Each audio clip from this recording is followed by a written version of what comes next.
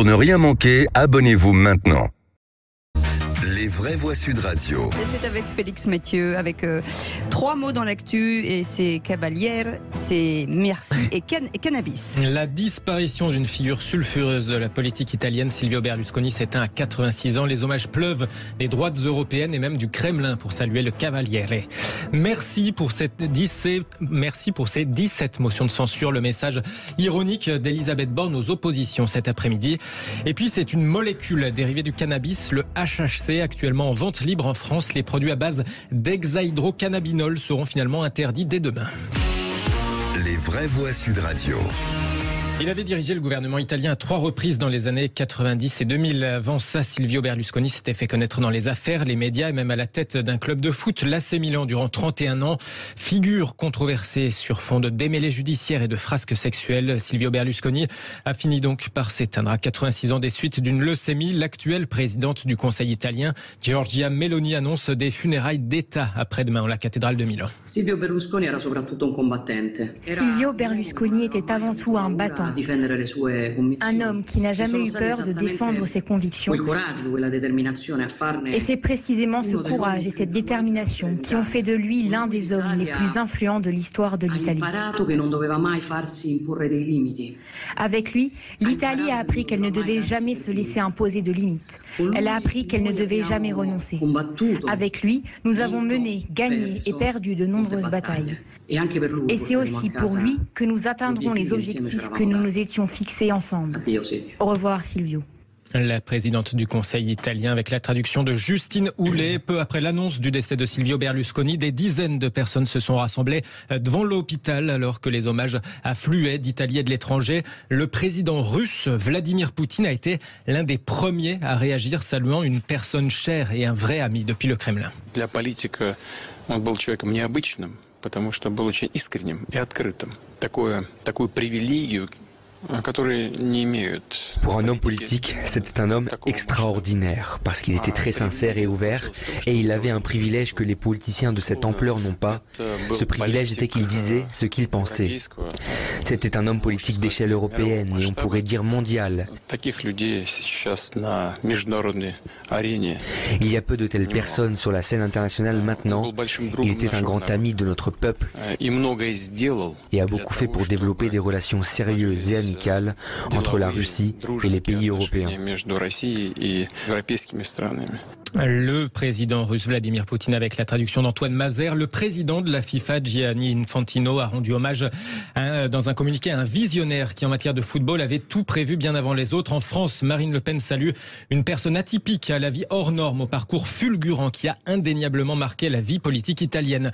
Du côté des Républicains, Éric Ciotti évoque un véritable monument de la politique en Italie, un homme d'État, l'État qui l'a servi de toutes ses forces selon le président d'LR, le Cavaliere, qui était toujours à la manœuvre en coulisses avec son parti Forza Italia derrière les coalitions gouvernementales de droite et notamment l'actuelle. Il avait dû quitter le Sénat après sa condamnation pour fraude fiscale il y a quelques années, une dizaine d'années, mais il y était revenu ensuite. Surtout le scandale des Bunga Bunga, ces soirées avec des prostituées mineures avaient terni son image. Sur ses vieux jours, Silvio Berlusconi s'était rêvé président de la République, fonction honorifique en Italie, mais sa personnalité clivante ne lui a pas permis d'accéder à cette fonction. Deuxième mot, Félix Mathieu, c'est merci pour vous. L'étonnant message donc de la Première ministre aux oppositions. Elisabeth Borne mise en cause par une motion de censure suite à la niche parlementaire du groupe Lyot qui n'avait pas pu soumettre au vote son abolition de la réforme des retraites. Motion de censure défendue par la présidente des députés PS, Valérie Rabault. En procédant ainsi, vous avez ouvert une voie dangereuse, celle de l'arbitraire, celle qui abîme l'état de droit que notre pays a courageusement construit au fil des ans depuis la Révolution française. Oui, Madame la Première ministre, il s'agit bien d'arbitraire. Jusqu'à ce jeudi 8 juin. Tous les députés, quelle que soit leur appartenance politique, étaient traités à égalité et ce conformément à un usage constant depuis 1958. Depuis ce 8 juin, c'est un saut dans l'inconnu. C'est le règne de la recevabilité partisane sans voie de recours. Désormais, aucun député de l'Assemblée nationale ne pourra prédire le sort qui sera réservé aux amendements de rétablissement d'articles de ses propres propositions de loi. Les oppositions qui se sont donc attirées cette étonnante réponse d'Elisabeth Borne. Alors que pour la 17e fois en moins d'un an, une motion de censure est déposée contre mon gouvernement, je voulais commencer par un mot qui surprendra peut-être. Merci. Merci Madame la Présidente Rabault de montrer une nouvelle fois par cette motion de censure que nous sommes bel et bien dans une démocratie parlementaire où le gouvernement est responsable devant le Parlement qui peut à tout moment tenter de le renverser. Une motion de censure qui avait encore moins de chances d'aboutir que les précédentes, vu que le groupe LR, notamment, ne souhaite pas joindre ses voix contre le gouvernement à la NUPS et au RN. Philippe Bilger, une petite provocation inutile. Oui, mais en même temps, j'ai apprécié que pour une fois, la motion de censure ait été présentée par Valérie Rabault, qui est une députée de qualité et de talent. Moi, je suis pas très fanatique de cette manière ironique de montrer qu'à chaque fois, le gouvernement l'emporte. Mais je peux la comprendre en même temps. Elle en a peut-être assez de ces motions de censure, mais je trouve que tout cela donne l'impression d'une activité ludique, alors qu'au fond, on est face à une épreuve démocratique. Ça manque d'humilité, Tom, Conan, peut-être? Je sais pas trop. Je suis un peu épuisé par la situation parlementaire de ce pays, franchement, qui est pas très encourageante. J'ai l'impression que les choses maintenant se résolvent plutôt dans les lieux privés, voire dans la rue. L'autre fois, j'avais un rendez-vous avec mon éditrice, il y avait je sais pas combien de dizaines de camions de CRS partout, parce que c'était vers Bouvard-Montparnasse, où il y a la rotonde, comme vous le savez peut-être, et ce lieu où macronien, en tout cas symbolique de la sorte.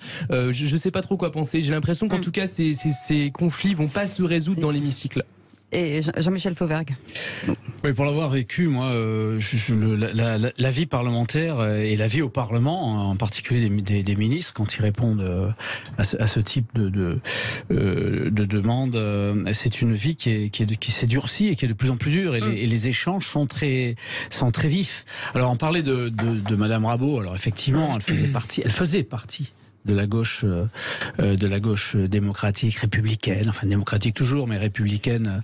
Là, en s'appuyant sur la NUPS et en défendant une motion de censure largement poussée par la NUPS, je pense qu'elle s'éloigne un peu de ses principes à elle. Troisième mot, cannabis, avec une substance désormais interdite en France, Félix. Les produits à base d'hexahydrocannabinol, le HHC, une molécule dérivée du cannabis, mais qui était jusqu'ici en vente libre dans notre pays. Ils seront interdits dès demain, c'est ce qu'annonce l'Agence nationale de sécurité du médicament et des produits de santé. Cette décision fait suite à des travaux qui ont montré que la substance présente un risque d'abus et de dépendance équivalent à celui du cannabis. C'est ce que précise un communiqué. Elle est apparue sur le marché de la drogue aux États-Unis fin 2021. Le HHC qui ne sera donc plus en vente dès demain. Merci beaucoup Félix Mathieu.